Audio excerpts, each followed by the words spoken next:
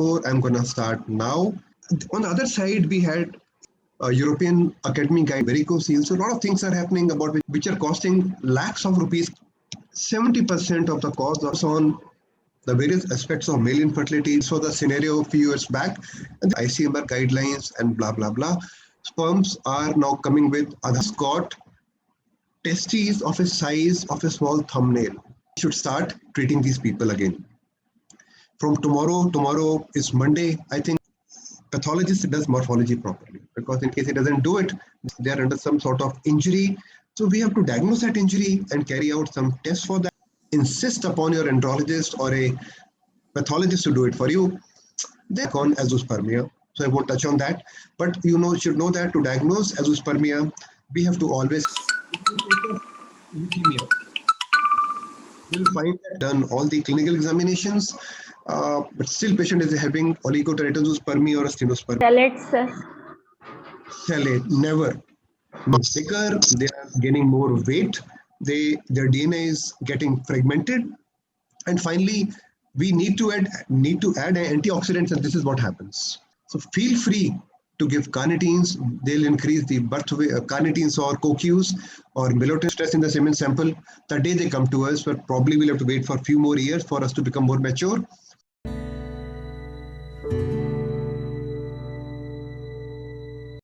When do I order for genetic screening? This again, people ask us. What we have found is that there are packages given by many companies. So they do Y chromosome microdeletion. So they have Y chromosome microdel. They have got a thing called karyotyping. And they also carry out CFTR gene mutation. All these things are gene mutations are being done in nearly every person without knowing what is important. We are doing their LH, FSH, testosterone for every man. But these things are not required actually. You have to know there is an indication of doing a thing. So when we are thinking of numerical aneuploidies, we think about karyotyping, we look at Klinefelter syndrome. Here's the sperm count. In case it is less than 5 million, we should always rule out Klinefelter syndrome. Then we look at Y chromosome microdeletions when the sperm count is again less than 4 to 5 million. Carry out Y chromosome microdels. Look at area A, area B, and area C. Problems till here we may get a sperm, but here normally we don't get a sperm. And even in B it is a bit doubtful, but with C we can get sperms. But when we get a sperm with C, always counsel, because this is genetically transmitted. That may go to their baby. So any man having very low sperm count, we should look at Y chromosome microdeletions and counsel them properly, because in case we do ICSI for C microdeletion, their male child may get congenital anomaly. They may get again the same problem. When the vast difference is absence, we carry out CFTR gene mutation. This is a must. But then when we do CFTR gene mutation here we don't require karyotyping and Y chromosome microdeletion. So we have to pick up other tests. We have to order for Delta 508 or some other test, depending upon what is required for that man. And for that, we have to examine the man. That's very, very important. I'll take around 10 minutes more. Should I order for a testicular biopsy? Never.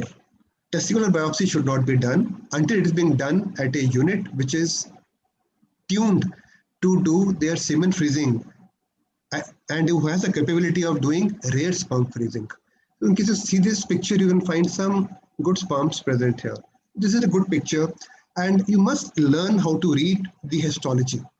This is important, because without learning this, actually you cannot move ahead, and you'll go by some funny reports like Sertoli cell only or hypospermatogenesis.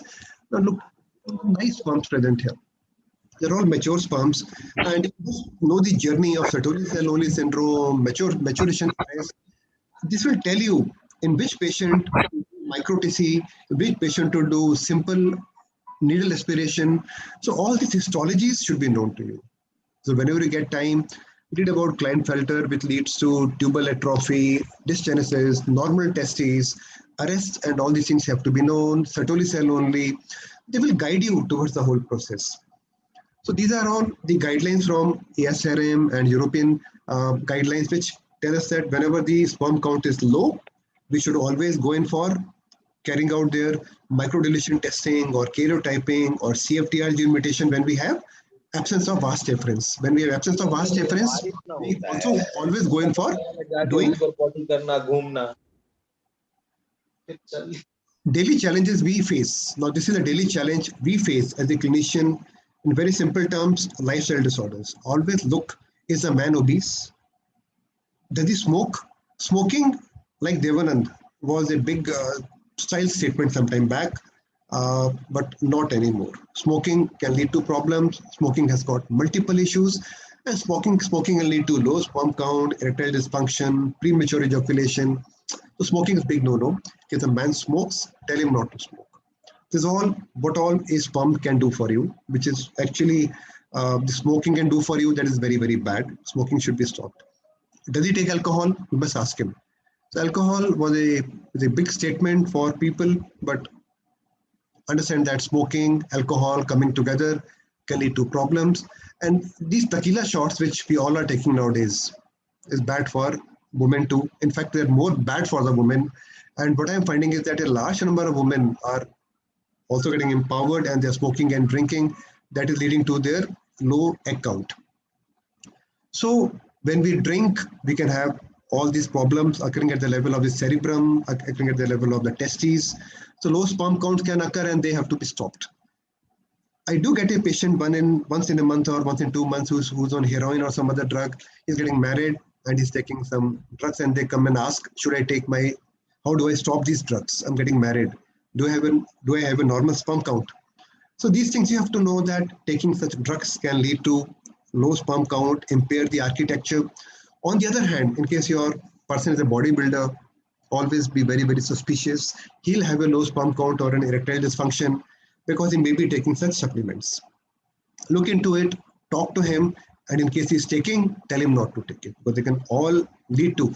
We look at the biceps. Biceps may be big, but he's lost his virility.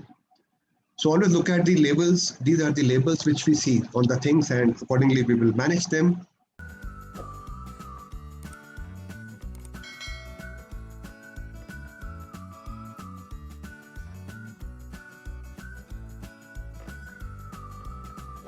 Is he obese? Obesity is a big cause. Obesity is a big topic in itself, but here you must know that obesity can cause problem. And when obesity causes problem, what do? This you must know. Every man coming to you should be evaluated by BMI. Do BMI for every man.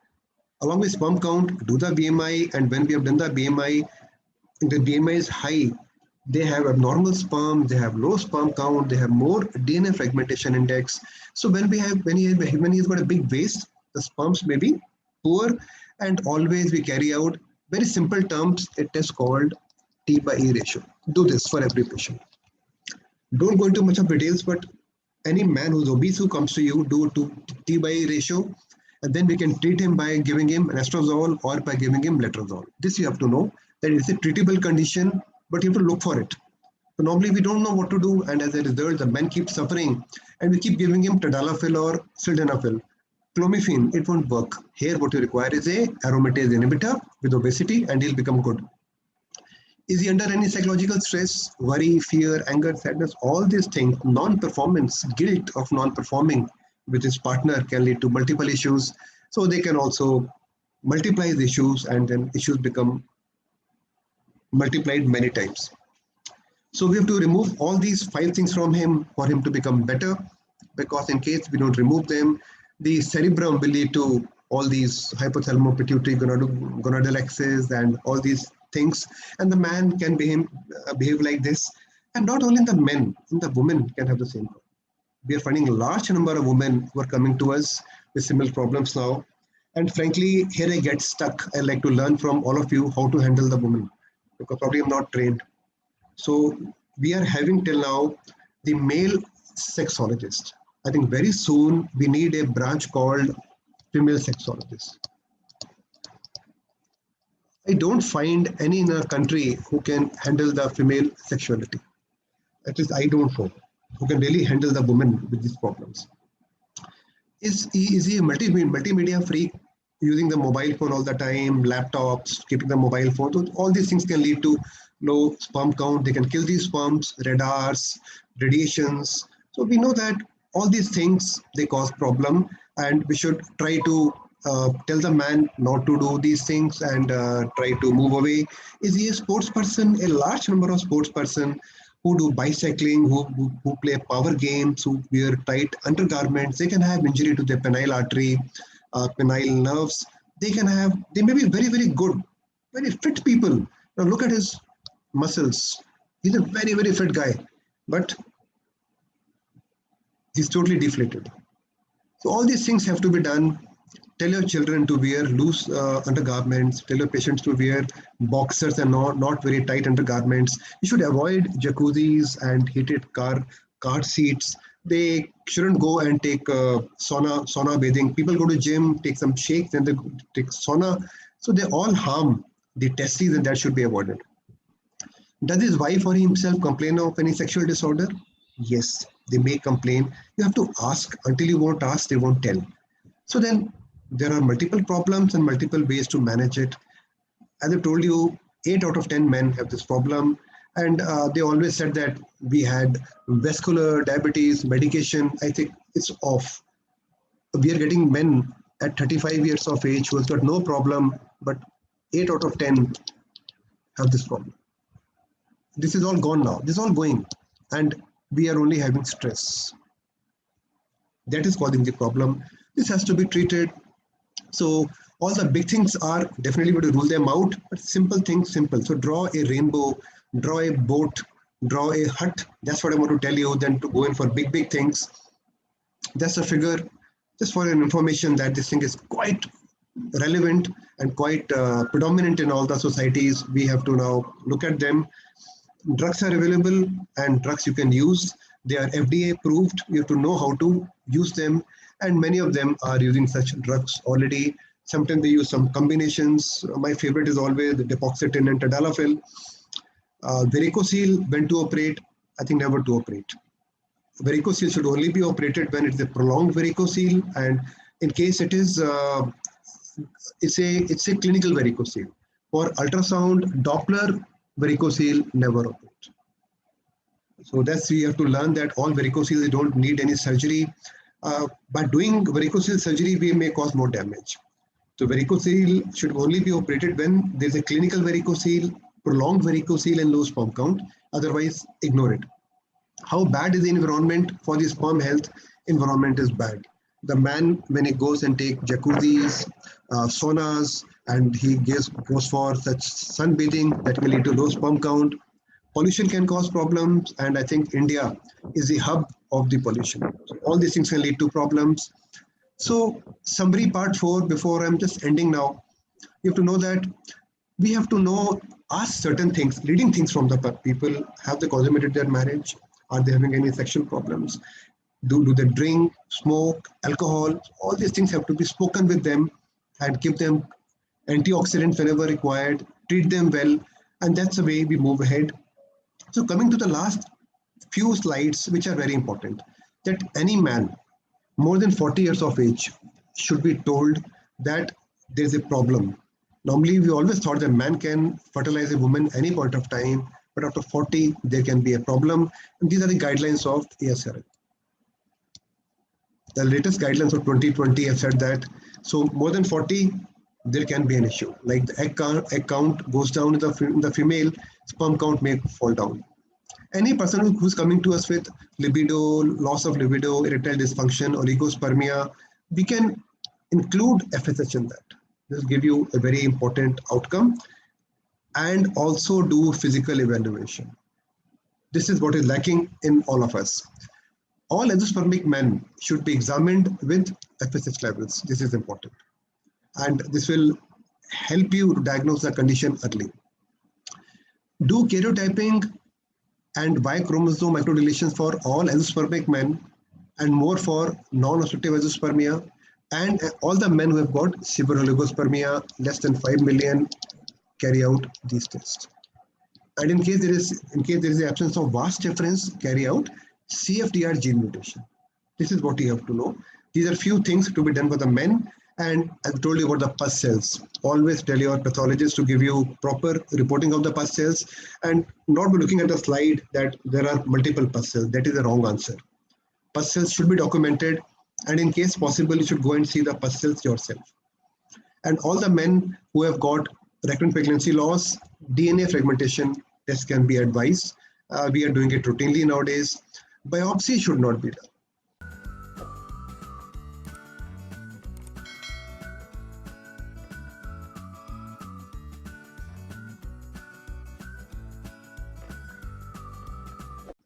In case done, to be done in a laboratory which is capable of doing single sperm vitrification or a rare sperm freezing. Ultrasound should not be done. I found that whenever a man has a low sperm count, they'll go to Practo, they will go to some website and they are sent to a urologist or an andrologist. They do scrotal ultrasound, do remove varicocele. They'll do a biopsy and do uroflowmetry, and patient doesn't know what's happening to him. By the time it comes to you, majority of them, they have already underwent varicocele surgery, they have underwent uroflowmetry, and is totally lost. These things should be avoided. And I also feel that we can give carnitines, CoQs, and melatonin. They work very well. To give it to them. Catch them young. Catch all the men young. He's the future man. He's the future of the, wherever he's from, he's the future of that country, future of the globe, and look at him. Just look at him, the way he's being groomed. Mediterranean diet, rainbow diet, color diet, and what Dr. Geeta Khanna said, that tomatoes should be as far as possible taken cooked.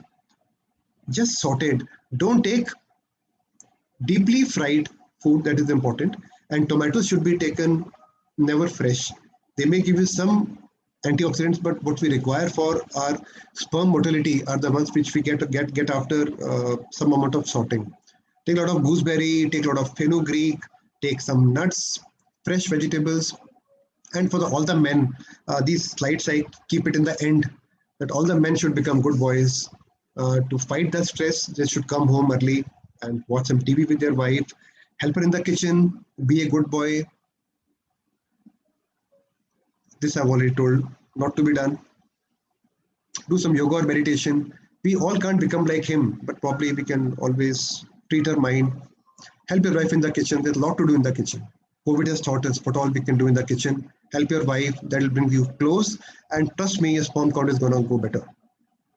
And then when you want to buy a nice Gucci or a Coach purse or KM purse, I think the men will be buying 2 purses in the coming future, one for his wife and one for him to keep his mobile phone. That is important. He shouldn't keep his mobile phone in his pocket. That can cause problems. Worry, fear, anger, sadness, and other things, they have to go. Time to come to introspect and rethink. Cutting edge technologies are there, but I still tell you that please go and draw that rainbow and hut and that river again. That'll teach you, give you more information than to look at the whole complex metrics. Thank you so much. I've taken nearly 1 hour and 7 minutes in this particular talk. Thank you so much for being with me. It's been a nice Sunday morning, and we had around 300 people joining us. We still have around 274 people with us. I'm open to any queries in case you have now. Thank you so much, sir, for a wonderful eye-opening lecture on male infertility in such a detail. So we are really honored to have you all. And now the question answer session is on. You, sir, can we open the chat box? Few of them have dropped few questions in the chat box. Surely, Pooja.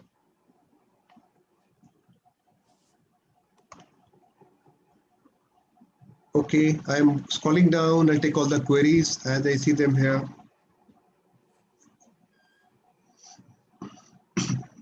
Okay. Yes. If DNA fragmentation, that's from Sharanya. Sharanya, can you put in your camera? Can we see you once? I'll request all of you to put on their camera. Why are you so camera shy? Good morning, sir. At 55, I have so many gray hairs. I have uncut hairs due to COVID. I'm sitting here in front of you. Why do you people are so decked up? Why don't you put in your cameras? Good morning, sir. Good morning, Vaman. How are you? Fine, sir. Fine. Excellent lecture, sir. Yeah. Thank you, sir. So I'll take this query first. Very nice query from Sharanya. Where is Sharanya? I have not seen Sharanya. She's not on the screen. There are multiple pages. Well, if DNA fragmentation, Dr. Bauman, just few minutes, I'll just come back to you. I'll take Yes. this Yeah. if you permit me. If Yes. DNA fragmentation is as high as 70%, despite antioxidants for 4 months, beautiful query. But I want to see her. Sharanya Krishnan, I can't see her. So we have multiple screens today. If So you we can, have 12 screens, so I we will know. not be able to see much. Oh my God! Then take some pictures. Take some yes, pictures. sir. I'm Fine, thank you so much. So we have to know that DNA fragmentation more than 15 to 16 is a high DNA fragmentation. In case it doesn't become fine, rule out varicocele. Varicocele is the main cause of high DNA fragmentation. Number one. Number two, second cause can be infections. So giving only carnitine may not help here, or CoQ or melatonin may not help here. We have to give them antibiotics also. So look at the cause of varicocele, look at the cause of DNA fragmentation, maybe diabetes, maybe hypertension, maybe multiple other things, maybe stress. Cure them, and in case everything has been removed and it's an IOAT, idiopathic OAT, in that case, what do we do now? Very nice question. For idiopathic OAT, in case it is not recovering, I won't take a semen sample anymore. I'll put a needle in his testes and do his testicular biopsy and take out sperm from his testes. It is found that these sperms which are coming from the epididymis, they have got high index of DNA damage. So in case of IOAT, there are two things, OAT and IOAT. In case sperms, they don't become better, going for testicular retrieval of sperms. That will be my answer. And they'll be a better quality, I assure you. Sir, can I ask a question, sir? Please ask. Sir, like you said that DFI being high. Please put in your camera. I request, please put in your cameras. We'll be so happy to see you. We'll be so happy to see you. Please come on the camera. Yeah, actually something has happened there. Okay. No problem. Hi, Meenu, how are you? Long time. I've not seen you for 1 year. How are you doing? Long time. How are you? Very fine, thank you. So, sir, my question is, in case the DFI is high and we have given, let's say, given our antioxidants for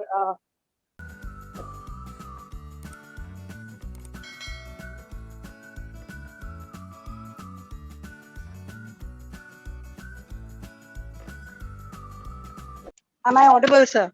Yeah, you're very well. You're very much So, audible. and we have given her antioxidants, and let's say the male partner has been given antioxidants, and still we see that the DFI is high. So you go ahead and you still want to go ahead and do an ICSI. But what I am wanting to ask, like you select a sperm with, let's say, the HOS and you vitality testing and you pick up the sperm. So is this equivalent, the vitality testing equal to assessing the DFI? No, not at all. Not at all. There are two different technologies altogether. Different things altogether. So DNA fragmentation very high in IOAT. In that case, we always go in for testicular sperm aspiration. Right, vitality is when there is no speed in the sperms. When we find more than, say, 40% of sperms or minimum 58% of the sperms should be alive. Vitality means how many of them are alive. So there's two different connotations. Yes, so sir, if the DNA fragmentation is high and despite our corrective measures, then what do? We just go ahead and do an ICSI? No. Then take out sperms from the testes. I'm saying again and again. Don't take the sperms off ejaculate. Do testicular biopsy. So then the fibrosis may increase and may disturb the retrieval later on. It doesn't cause much of a problem. I mean, we are all educated people. We know these zones. We got 16 areas in every testis which we can puncture. And for when the sperms are already there, I think one needle prick, scalp and prick can get you a large number of sperms. You don't do multiple punctures. You don't need to. Got it. Thank you. Vitality is a different technology. Vitality is poor. In that case, what we do is the DNA fragmentation has to be done before that. They both occur together. But for vitality sampling, we don't do vitality staining. Whenever we stain a sperm will die. We can't use a pink sperm or a half pink sperm for ICSI. For vitality pickup of sperms, the vitality technique is HOS. hypoosmotic test, or we can do pentoxyphylline or theophylline testing. Got it. So when the sperms are not moving, don't stain. Put them in an HOS drop, or do put a drop of pentoxyphylline, and then the sperms start moving. Pick them up, and then at higher magnification of say 300, you try to pick up the sperm which has got a good. Actually, we can't know until we go to 6300 magnification, like in IMSI. But by ICSI also we can do a good selection after HOS and theophylline. Correct, sir. Thank you so much. Good morning, sir. Good morning, Manoj. So in case of IDFI, before repeated ejaculation is done, will it help in some way? Definitely, sir. There was a time when we were telling the man not to ejaculate 4 to 5, 6 days before. Nowadays, we are telling the men that he must have an ejaculation 2 days before. Because all these sperms, they go, all the bad sperms, they go. So what we advise is that they can have a contact with the wife till day 4 or day 5. We don't stop them. We want them to be together. And then say 1 day prior to trigger, we come to know by looking at the ovaries. That time we tell them to take out the sperms by the natural act, but don't have a contact. It should not be an intercourse. It should be done manually. But that is very important, and you have rightly brought out that will help us getting good quality sperms. I fully agree with you, Dr. Manoj. Thank you. Dr. Good morning, Mohammed. sir. Hi, Sir, Ramesh. yes, sir. So I have a question regarding morphology, sir. When we go for morphology, sir, how do we count? I have I face difficulty in counting. After doing the morphology stain and putting it under the microscope, I've asked many people, they say every time I get a very confused answer. How do we count? How do we calculate the percentage of normal morphology? You count 200 sperms, or you count 100 sperms, or you count 400 sperms. The more the number of sperms you will count, more number of the standard deviation, error of deviation will come down. So normally we say count 100, or we count 200, but I'll fix myself at 200. Just count 200 sperms. So what you do is that you make a slide. Suppose you have made this slide, and sperms are mounted upon them. And I'm sure you'll be doing it under 100x under oil immersion. For morphology, we have to go to 100x oil immersion.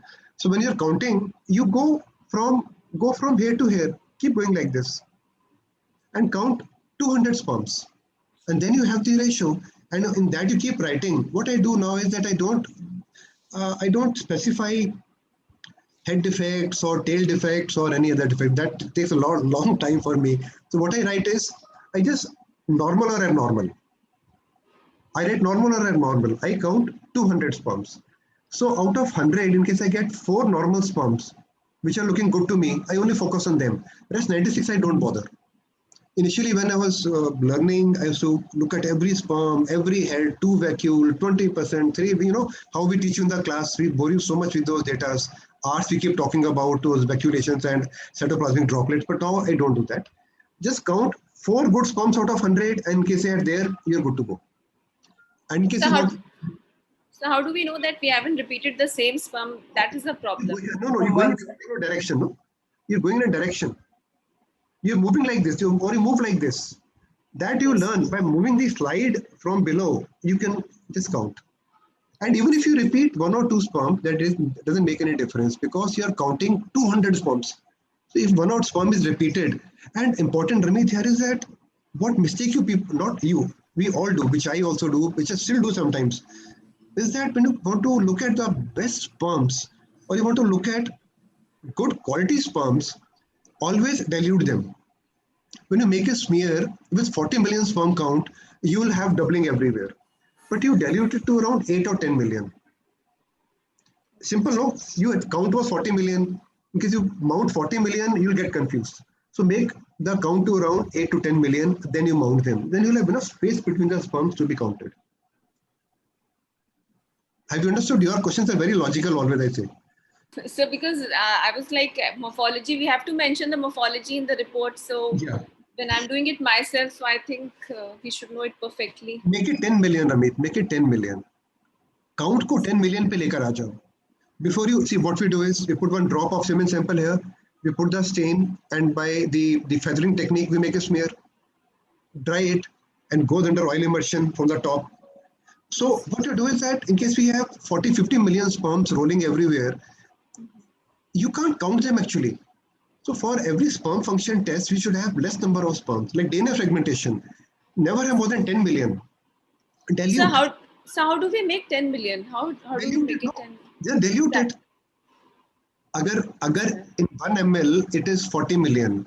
You dilute it, double it. Put 1 ml of the media to it, it will become now 20 million.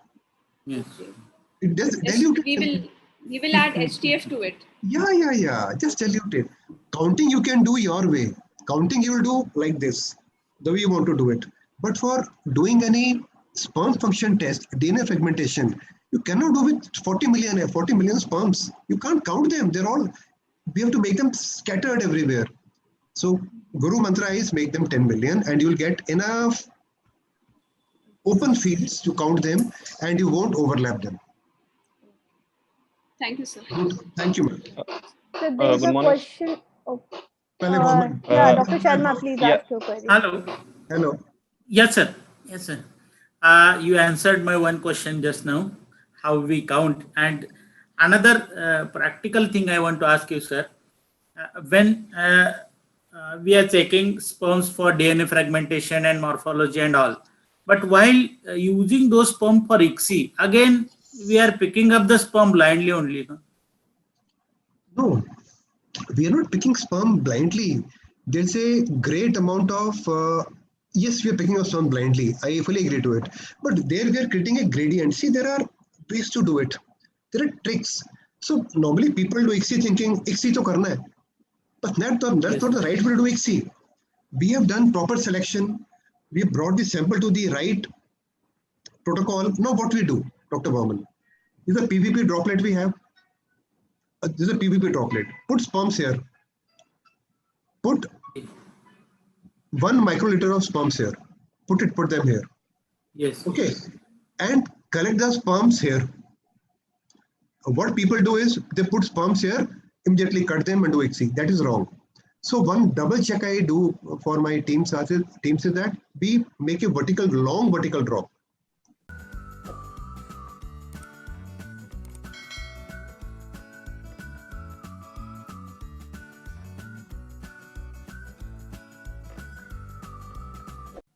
Same, take 3 microliters or 4 microliters, but don't make a circle, big droplet. Spread like this mobile phone. Put sperms here and then see how much can go against the resistance. Now they are running against the PVP. So what comes here are the ones I pick up. There's the final selection method which I do. And but again, those are not morphologically or DNA tested. No. That amount of information you can never get. In case you want to go to know that method, you do microfluidics. You use a microfluidic chip and put them in the microfluidics. And microfluidics, when you put in the microfluidic chamber, very soon we'll be having a CR on microfluidics. I want to have a long CR on microfluidics, which people keep asking me. When you use a microfluidic chip, the chip is like this. It's got multiple pathways. So you put some sperms here. What will reach? They will go here, everywhere. But what will come here are these sperms which will have minimal amount of DNA damage. It will eradicate morphology. And these sperms you pick up from here and then you carry out ICSI with them. So there are ways. See, depending upon the audience, I normally make my presentation. Today my audience was more of the general gynetics. But when I go to the talks on proper andrology, then we'll talk about microfluidics. So microfluidics and ICSI are the ones which are the best methods to do a sperm selection. And I fully agree with you. And with 300x magnification, we really can't we can't guarantee that the sperm is a good sperm. But probability will increase. That's all I can say. Thank you. You got the difference between microfluidics? Yeah. Good. Perfect. Thank you. Good morning, sir. Sharad this side. Hi, how are you? Yeah, I'm doing good. How about you? Sharad, put on your camera. I want to say hi to you. Just a second.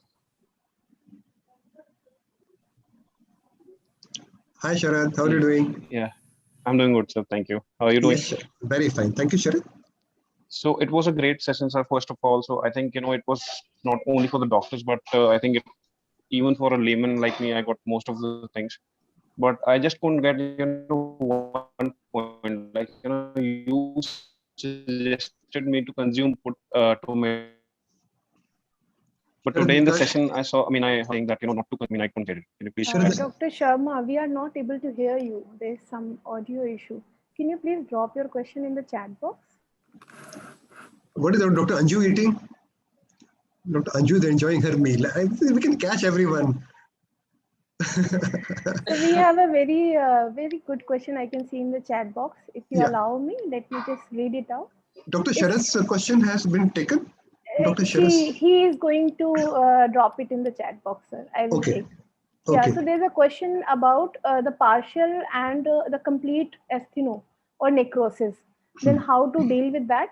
And is there any other test other than vitality testing? It's a question from Dr. Vimal Kumar. Very nice, very nice. So, Dr. Vimal, as I've told you before, that we have to, whenever we have astenospermia, astheno means that the sperm speed is less. There's some Greek terms. So Greek spoken terms of oligo, astheno, terato. What we talk is nil shakranu, Pathak ji se mile.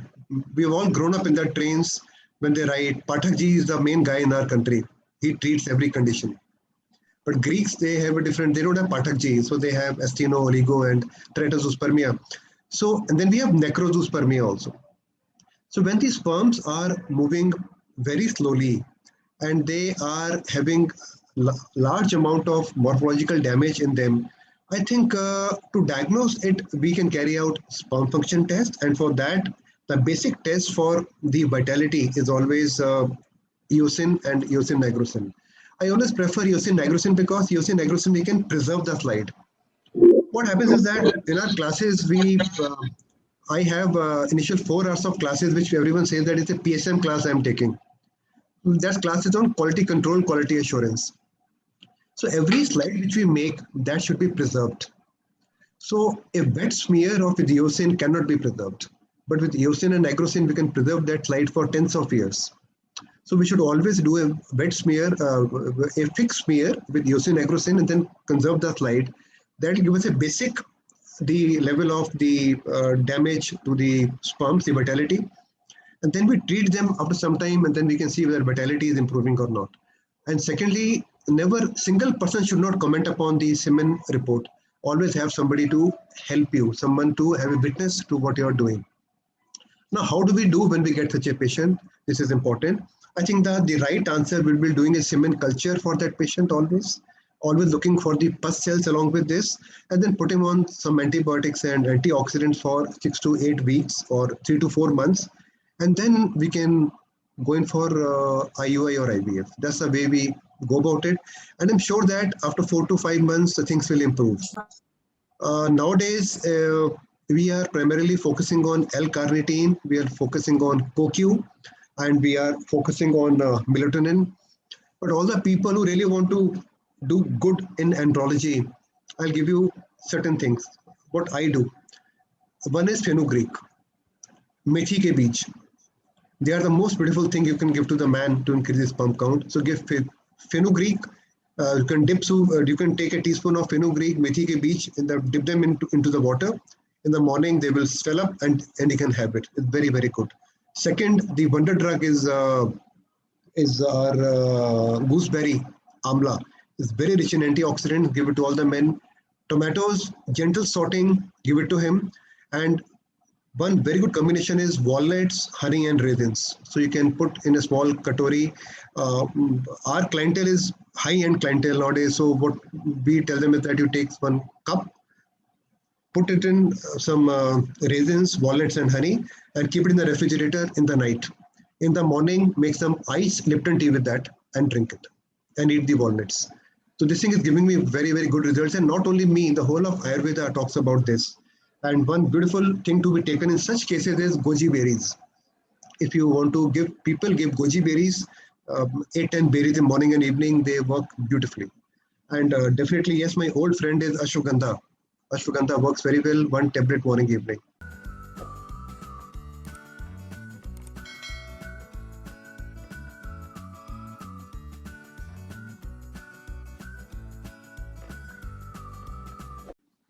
So diagnosis is very easy, but treatment is different. So dietary supplementation is important here for 2 to 3 months. Along with that, you give some carnitines, you can give some CoQs, give some melatonin, and they work very well. And in case also in the end it doesn't work out, then we go in for surgical sperm retrieval and carry out ICSI for them. Thank you, sir. Okay. So there is one more relevant question. The question is how to rule out cryptozoospermia with our centrifuge machines. Yeah, as I've told you before, 3000 Gs for 15 minutes is what we are looking for. 3000 Gs for 15 minutes, routine centrifuge machines, REMI, which we are using, 4C and 8C, cannot give us. So what we normally do is that either we have an Appendorf machine from Appendorf, which can go to that RPMs. Because we don't have, then what I do is that I take 1 ml of semen sample in 2 different tubes and I centrifuge it at around 2000 RPM for 20 minutes. And in the end, I examine the pellet. And in case in the pellet I find any sperm, it is called cryptospermia. And in case no pellet is found, it is called azoospermia again. But for the correct WHO diagnosis, it is 3000 Gs gravity here for 15 minutes, which is not possible in our machines. But cryptospermia is by examining the pellet always. So whatever maximum speed of our machine we can use it. But reduce the semen volume. Okay, sir. So take multiple tubes, as I showed you in one of my pictures also. Yes. Have multiple tubes. Don't take only one tube. Because in case you have more tube, you know that to form a pellet, it will take more time. So in case you take less amount of volume, it will at less speed, it will give you a better pellet. Right, sir. So can we take 1 ml of sample or 500 microliter of sample in each tube? 500 nahi kar payegi, Pooja, because 500 half ml will be too small. And our rotors are not meant for 5 ml tubes. Right. See, all our standard Indian machines, I've tried all these stunts and failed. Our 5 ml tubes, they won't fit into those. We have 14 ml tubes, conical tubes. And we have to use a conical tube only. We don't get 5 ml for everyone here. Just understand, in our country, we don't have 5 ml conical tubes. We only get 15 ml conical tubes or 14 ml conical tubes. And to see a pellet, we need a conical tube. So 5 ml tubes won't work here. So right thing here is a Appendorf tube. So when I work on an Appendorf tube, that's a beautiful Appendorf machine. They use Appendorf tubes. Small tubes are there, which take 300-400 microliters. And they got small chambers for them. But our rotors are big, as you know. We got 8 rotors. They don't take those tubes. That's the problem. Fine, sir. So that's the jugaad we have to do. I'm sorry, but that's a word I'm using. But as far as possible, do it. Jugaad should be more scientific. Right, sir. So there is one very important question regarding the protocol setup. So the question is what to advise a couple married for 3 months with a husband HIV positive with absolutely normal semen analysis and wife is HIV negative. Should we advise ICSI with own gametes? Perfectly fine, no problem at all. We have to actually look at his RNA load. Sorry, am I muted? No, I'm not muted. You are muted, Pooja. So we have to look for, initially the things were quite difficult and diffident. We didn't know what to do. Complex algorithms were being floated. But nowadays it's very simple. In case husband is in that phase of remission, it doesn't have active RNA titers in the body, we can simply go and prepare a semen sample by double density gradient media and take the sperm. This is that's what everybody is doing nowadays. Just remember that HIV virus cannot enter the sperm. In case this is sperm, the virus cannot go inside the sperm. It cannot go inside the sperm. It will be only coating the surface. So when we do double density gradient preparation, 80 and 40 will get the sperm out and the HIV virus will be held in the seminal plasma. So double density gradient method is the right way for that. You can do it, but do ensure that he's in the phase of remission and he doesn't have active HIV at that point of time. And he has, in case required, he has taken his antiretroviral therapy and he should be, his CD4 count and all those counts have to be within normal limits. This is important. Right, sir. Sir, the next question is, Do you recommend any kind of anesthesia for 𝙤𝙤, and Always. what are the indication for prescribing testosterone? Always. Never. That's what we do. We treat the male like hell. I mean, we feel that we can't do anything with him. We're only focusing upon the female. Yesterday in a panel discussion where we had nearly who's who of Gujarat, I was moderating a panel and we had such senior people, I can't tell you. They said male infertility is leave it. It's only the female fertility preservation we have to do. Actually, I had to actually tell them, and they understood that male is more fragile than the female. Female is very easy to handle, but the men, he just breaks down. And for fertility preservation, men have got multiple problems. So I've seen many people putting the men on the table and then taking a needle and going inside. He will kick you, number one. And then we have to see the sperms which are coming out. If you don't get any sperm, you puncture him again. This is actually criminal. What you should do is that always give anesthesia to the man and do it very, very delicately, because I've been doing it from nearly 18 years now. Catching the epididymis and putting the needle and going through it is not easy. It's actually criminal in case you don't give anesthesia to the man, first of all. And second question was what? One was about anesthesia. Second was what, Pooja? The second question, second part was what? Yes, sir. Just a second, sir. So anesthesia is Yes, important. the second question was what are the indications for prescribing testosterone? No indication. No indication. Never give testosterone to the man until he's got a Klinefelter syndrome or he is done with his family. Now the man who has got testicular atrophy, he's got testicular atrophy already. He can't make any sperms, and you have confirmed it. And with that, see, there are two compartments in the man, LH and FSH. Then there is Sertoli and Leydig cell compartment. First one to fail is always in FSH or Sertoli cell compartment. LH will keep coming and Leydig cells will keep making testosterone. When we come to a stage where Leydig cells have also failed, that's the time he'll stop getting his erections or he'll stop growing his beard. That's the time when we start giving the man testosterone. Or he's a Klinefelter syndrome patient. To build up his sexual life, we give him androgens. To build up his masculinity, we give him androgens, but not for any man in which we plan to do is IVF or IUI. There it is contraindicated. No indication at all. Thank you, sir. So there's a question from Dr. Seeta Sharma. She's our alumnus, and her question is: if a person is diagnosed as XSY, then what to do? Nothing. You have to, in case we are able to do a stereotyping, and by the time you diagnose that patient, we would have already lost the window period. In case you catch this person at a young age, which we don't normally catch, XSY, we normally catch them when by the time they have attained puberty. So they are burnt off. Their XSY has burnt off their testicular reserve and they come to us with no sperm count. Yes, you can carry out micro-TC. Micro-TC can be carried out, and then you can, after counseling, in case they're very keen, you still can go in for ICSI for them, but it's after complete counseling. In such a case, I'll also advise them, in case possible, do PGS. That's important. But sperms can be retrieved. So always catch them young. Like Turner syndrome girls, catch them young. When I was training in Paris in fertility preservation in 2006, I'm telling, every child who takes a birth, it undergoes a buccal smear. In case any girl has got buccal smear positive Turner syndrome, they freeze their ovaries. But by the time she attains 8 or 9 years, ovaries have gone. So we learned freezing our ovaries on girls who were 2.5 years of age. So that's the way the men also, we should diagnose them early and start treating them early. But probably, I think we need more maturity for this. But that's all from my side on this topic. Thank you, sir.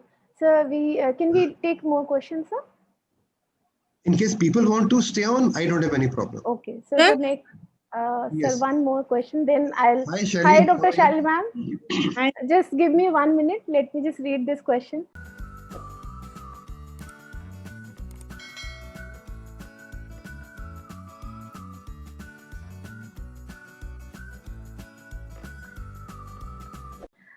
So question is, if a person is wrestler and azoospermic with FSH and LH more, testicular size normal, karyotyping normal, and testicular size is normal, took 3-4 years high dose of testosterone and steroid. So what can be done with this person? No, how the sperm count in this case? How the sperm count? Azoospermic. So azoospermic with FSH and LH more. So agar FSH, in case FSH and LH are fine for that man, I'll be in a dilemma. Actually, I'll be in a dilemma what to do, because you have to understand that when we give testosterone, that leads to negative feedback. So in case it is due to the exogenous hormones, see, gymming won't cause any problem to him. But in case he has taken testosterone supplements, only in that case, there'll be negative feedback. So he'll have low LH and FSH. Otherwise, it won't cause any, for a gymmer, normally it won't have any problem until he's a Pahalwan. See, all the people who do a lot of kushti in the villages, they have testicular damage. Their testes get damaged. But otherwise, a wrestler won't have any problem in case his testes are fine and LH, FSH is normal. He's a plain simple case of azoospermia. I'll take it as that way.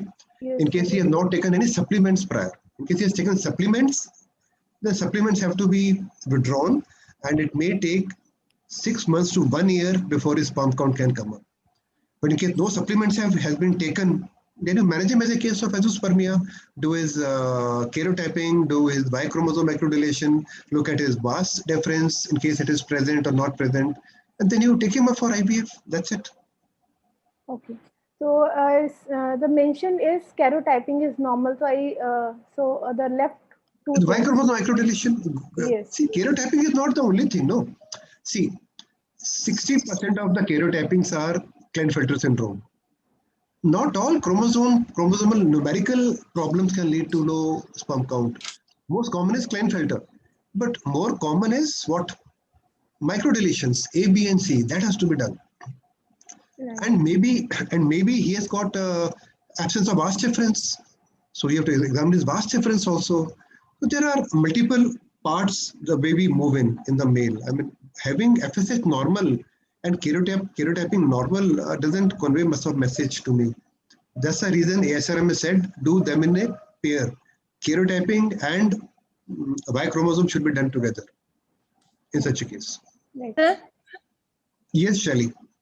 Sir, we are having one baby born with Klinefelter syndrome. It was antenatally, male was having low sperm count, and we have done XC. And knuckle translucency was high. So then we have done antenatal screening, and he was diagnosed with Klinefelter syndrome, but they opted to continue the pregnancy. So you have told right now that you should catch them early and you can preserve their fertility. Yes, Shelly. This question again, we were discussing it with yesterday. You were not there in Ahmedabad. You're from Gujarat, no? There was a big meeting yesterday we had on fertility preservation. Remember that in the female, when we take out her ovary, we have the capacity to in vitro mature her oogonia. We have the capacity to in vitro mature primordial germ cell in a female.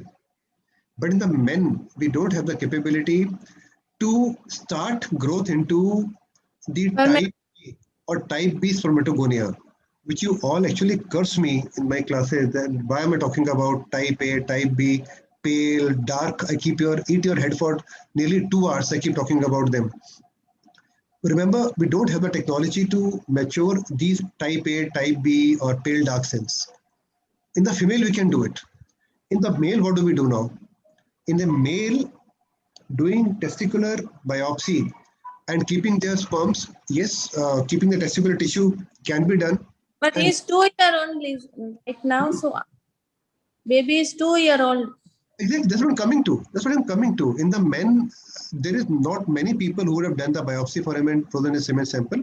But Klinefelter doesn't set up at 2 to 3 years for his genitals. They're going to set up at around 7 to 8 years or 9 years, or maybe 11 or 12 years. So you have time to preserve his semen sample that time also. So Klinefelter sample you can take that time also.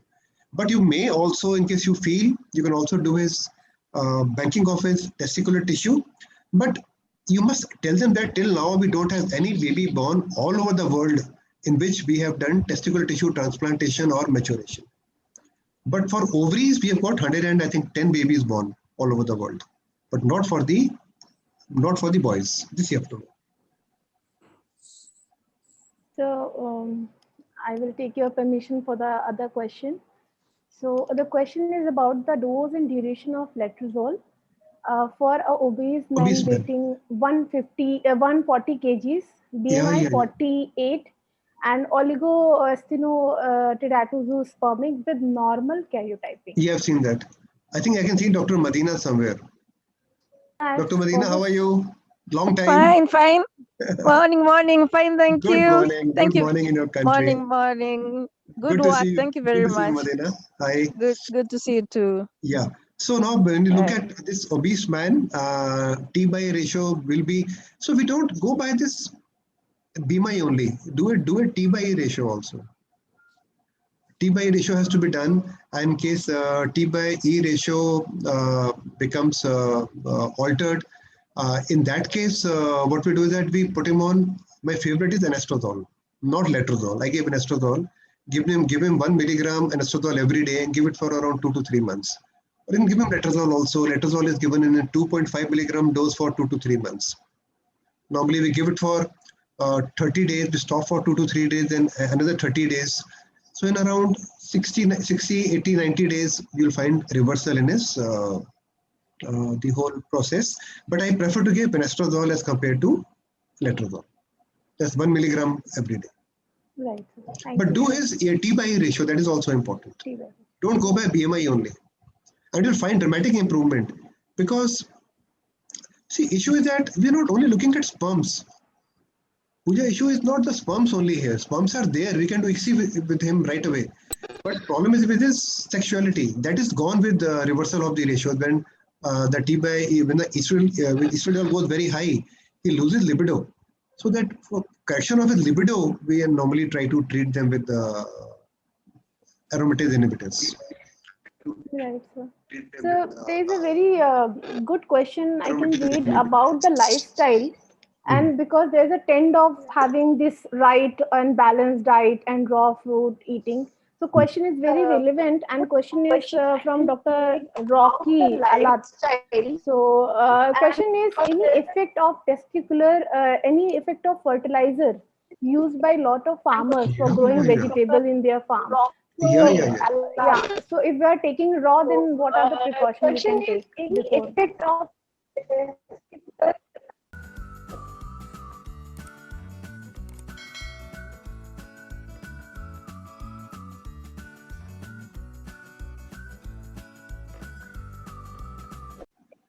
I have to mute somebody. Just give me 1 second. I'm muting somebody. Okay, fine. The main cause of low fertility. See, we always look at the fertility part sitting in cities, but there are villages. And in villages nowadays, we are finding a lot of men and even women. Women are having low egg count and the men are having low sperm count. That's the use of pesticides. The people who work in the villages, they always have this problem. And now we look at the environmental pollution, we look at stress, diet in our cities, we will look at the McDonald's and Domino's pizzas which we are eating, we look at the single malt whiskey which the men are taking. But in the villages, the problem is of a different nature, pesticides. They are a known cause. Pesticides and insecticides, they can both lead to low sperm count. And I really don't know how to take this thing because it's a lifestyle disorder and they have to be educated. Was that the query? Because I'm not able to see it here. Was that the query? Yeah, that was the query. Or it had a part 2 to it. Oh. So there's another question is just you talk about the T/A ratio test. So there's a question about this. So he wanted Dr. Chandan Parashar, he wanted to explain and elaborate on this T/A ratio and the treatment also. I'll just come to this since he wants to know. I'll come to this slide right away because then he will understand it better. Let me go to the lifestyle disorders. This is a very important thing. I didn't speak much on this because time was short. But since so many people are staying back, it's good to talk about this. Yeah. So normally what happens is that T testosterone is converted into estradiol in the body. So E2 is, this is a conversion occurring in the fat. You have to know this. And what happens is that the normal T by ratio is in the man is always more than 10. This means that we have testosterone more than estradiol. But when we have peripheral conversion, the fat starts converting testosterone into estradiol, then the values of E2 goes high. So initially T by E is more than 10. But when 10E starts rising, then the ratio will reduce. And due to peripheral conversion in the fats. So now we come to the lifestyle disorders. We have to make him lose his weight. And it's a multi-pronged effect. And we start giving them anastrozole 1 milligram every day. So this will stop. It's aromatase inhibitor, no? Do you remember? We spoke, no, not, see, I always get to our batches back. So the aromatase inhibitors, the aromatase is the one which will convert T to E. So once you give aromatase inhibitors, then estradiol production will be halted. Then T will again start going up. I think that's it. This is what would be the answer. And so we have to reduce the aromatase hyperactivity. This is important for us. And I think then I'll give you a few seconds to all of you. You can just, read what is written here. You can read the screen, and this covers it very beautiful, but it doesn't have, still doesn't have FDA approval for this, but we are giving. So just see to it. Letrozole many people gave, but I prefer anastrozole, as I've told you, but letrozole also can be given. This is going to reverse the conversion. Is it okay? Have I taken the query well? Absolutely well. I guess Dr. Chandra Parashar is with us. He can Hi, actually Chandan. confirm. Yeah, hello, sir. Hi, Chandan. How are you? Fine. Is it clear to you, Chandan? Yeah, yes. See, Thanks actually, a lot. for this much of information, we normally take around long time. It takes around 4 to 5 hours minimum to deal the topics. But today I wanted to give a spectrum of view to all of us. So I'm sorry I skipped through certain things. I'm sorry for that. But paucity of time is the one which made me play backwards. Thank you so much. So there is also a very good question from Eloy James, and he is asking, what is the role of alpha glucosidase test in the male infertility diagnosis? So again, my PSM class, which people hate me. Every gland has got its functionality. Every gland makes some enzymes, starting from epididymis, prostate, seminal vesicles, bulbousal glands. They all make some sort of glandular. They all have some secretions. These secretions are to give protection to the sperm in terms of the pH, in terms of reducing the DNA damage, and by giving it nutrition. So alpha glucosidase is a marker of the epididymis. So in case we find that there's a problem in case we have a problem with the blockage of the epididymis and we carry out alpha glucosidase, we'll find it will be less in amount. It's a part of advanced sperm function tests. But mind you, we don't carry out alpha glucosidase that commonly. We don't do it. More common ones are fructose, which are gonna, for any IVF clinician, for any IUI or any gynecologist, learn to see three things: pH, volume, and fructose. Alpha glucosidase is important, but we do it rarely. I mean, we don't do it commonly. So in a low volume semen sample, always carry out fructose and pH, and you'll find that in a low volume semen sample, pH will be acidic and fructose will be absent. That's the way we differentiate between ejaculatory duct obstruction as compared to other conditions. So there's a big algorithms are present which we use normally, which we teach to people. But pH and fructose are the ones which are very important for us. We also carry out zinc. We carry out proteases. So in case you have an autoanalyzer, we carry out the whole spectrum of tests, but normally they are not required in every condition. They all come in the quantitative analysis. Yeah, correct. Qualitative and quantitative both. We can either check the presence or we can check the actually we can look at the quantification also. Right. So I cannot stop myself reading this question because this is also a very, very clinically relevant question. The question is, what is the treatment for ejaculatory dysfunction and premature ejaculation? How to deal such patients? आज लेना इसको सवाल को, it's gonna take long time. It's a pretty complex thing. I think it's a pretty complex thing. Okay, so okay, I'll take it. In simple terms, okay. I'll take it. Right, sir. See, he's coming to this. This has come from whom? Who has put this query? Dr. Usha. Dr. Usha. Usha आज confuse कर रही है आज.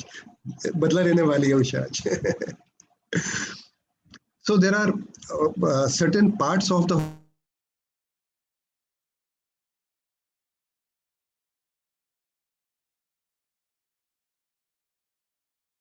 So your voice is not coming. Hello?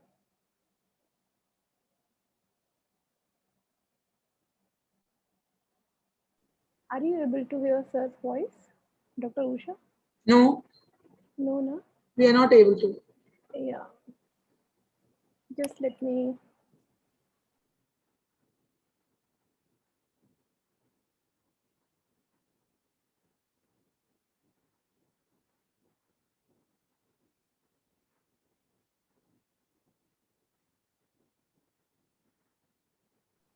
Oh, sir's laptop battery has gone. So I think we have to stop this session right here. And we'll definitely, you can post all your questions in the dedicated WhatsApp group. And we are going to answer all of your questions there. So thank you so much.